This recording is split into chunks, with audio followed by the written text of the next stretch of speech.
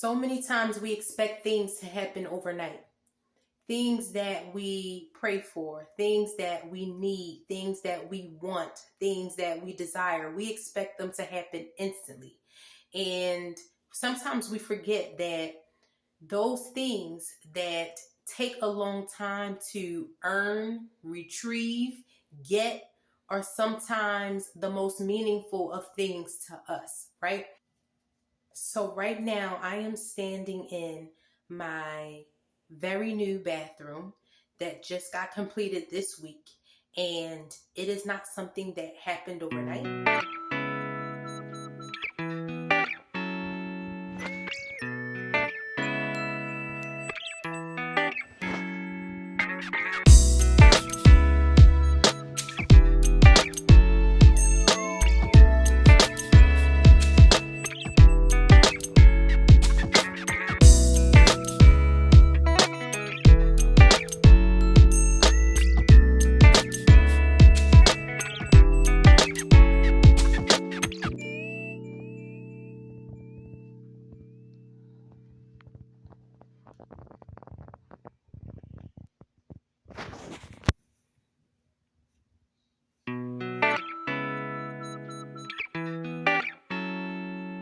So as soon as we moved in our 2.5 bathroom townhome 2 years ago, I wanted to put an additional bathroom in it.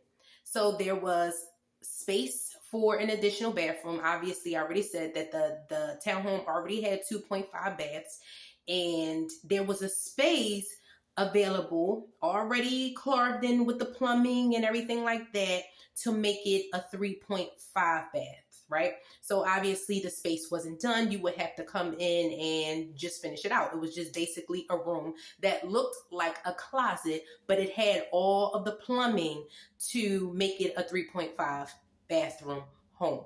And when I moved in, I was like, yeah, I want that. I want that. I want that. I want that 3.5 bathroom home. But when we moved in, we were just trying to figure out how much this new environment would cost us. How much would our new bills be along with the new mortgage and everything? And how much would we be able to save each month? And so that was kind of my focus, settling in, seeing where the bills would fall, seeing exactly how much I would be able to save each month. And so while I wanted to put in this additional bathroom, I just couldn't, or maybe I could have, but it would not have made any sense, right? It would not have been logical in that moment, seeing as how I was just trying to figure things out. Like, I'm just not going to come in here trying to figure out where my bills would fall and then create another bill for myself. So instead, I stepped back, right?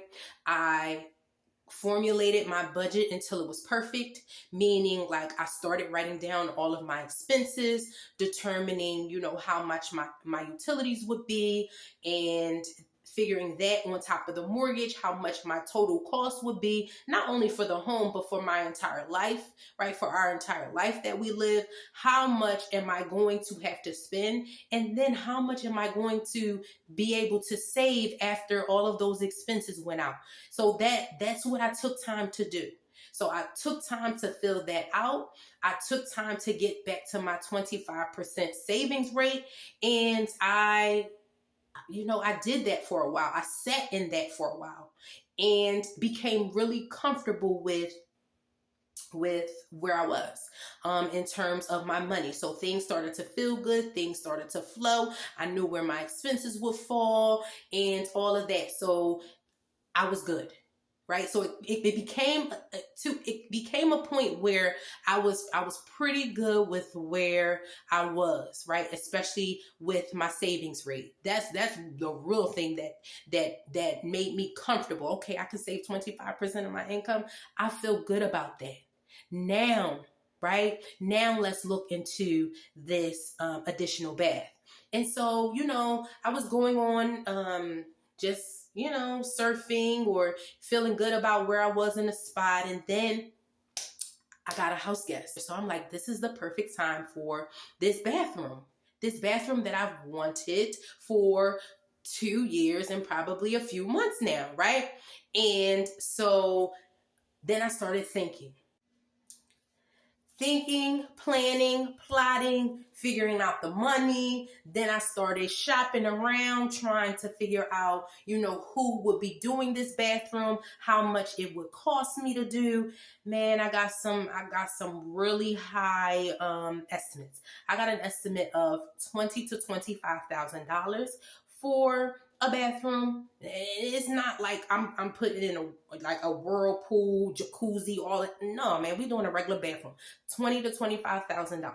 I got a quote of $15,000, and I was like, okay, that's a little bit better. But then people were saying, hey, that's too high.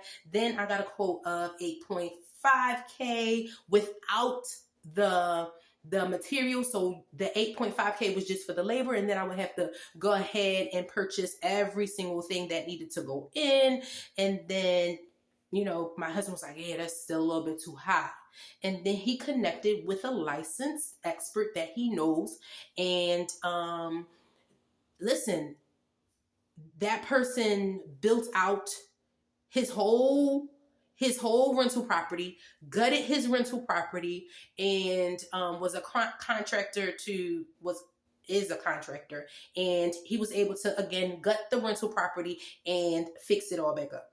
I mean, you know what that is if you're about that life. I'm really not going to talk that talk because I'm really not about that life. But basically, he gutted the rental property, and fixed everything back up. Plumbing, electrical, whatever else needed to go in it, went in it. And if you want to see what that rental property looks like, I'm going to actually link it at the end of this video. But that person did that, right? And so my husband actually already had a connection with this person. And as a result, he didn't charge us $15,000 to $25,000, right? So he charged us $5K for his labor. $5K for his labor. And then we had to purchase every single thing else that went into the bathroom, making everything fall under $10K. Under $10K, probably under $9. Like, I didn't do the math like that. My husband was the one calculating the cost because he was the one going back and forth to Home Depot getting the stuff. But under $9K. So $5K for the labor and about $4K for every single thing that needed to go in here. And I'm going to tell you that I'm super duper happy with how it turned out, right? I am loving it. I'm excited for the new space that we have, and I just can't be more excited about how everything actually turned out, right? It looks wonderful. It looks amazing. And so I'm saying all that to say that, first of all, you have to truly wait. But you know what? I didn't even really get to the point of the money aspect and like how we got to the space where, we were able to go ahead and pay for everything in cash. So, I was telling you that I was shopping around, I was getting these quotes, and that I was checking in with my budget and seeing, how much money we had and all of that. And then what I realized was that I was saving some extra money for taxes that I didn't have to save because it was actually already built into my mortgage.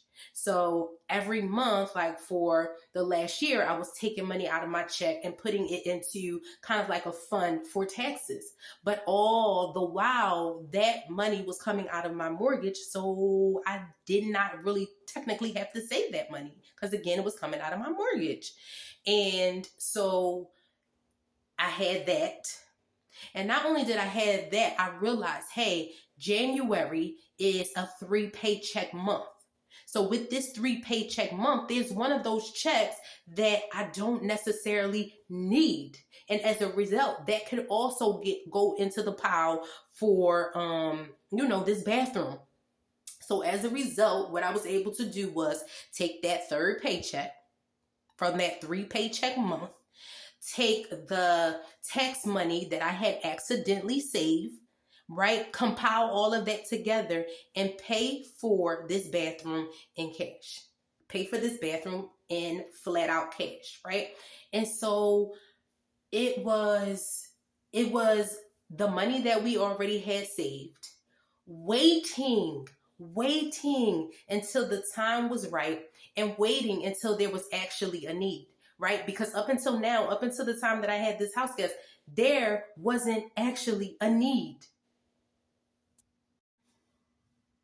And so we needed it, right? Um and I had the money. So we needed it now, and now I had the money. And so as a result, I was literally just able to take that money out of my savings account and put it into the guy's hand. Right? Listen, I'm paying you out in cash, and this is what it is. I'm paying for all of these materials, these supplies in cash, and that's what it is. I did not need to pay him with a credit card. I didn't need to pay for the items inside of this bathroom with a credit card. I mean, I did because I'm going to get the points, but then I went ahead and did what? I paid all of that all off in cash or with cash at the end of the month. And so we're done. Like, the bathroom is done. I don't have to think about it again because it's already paid for.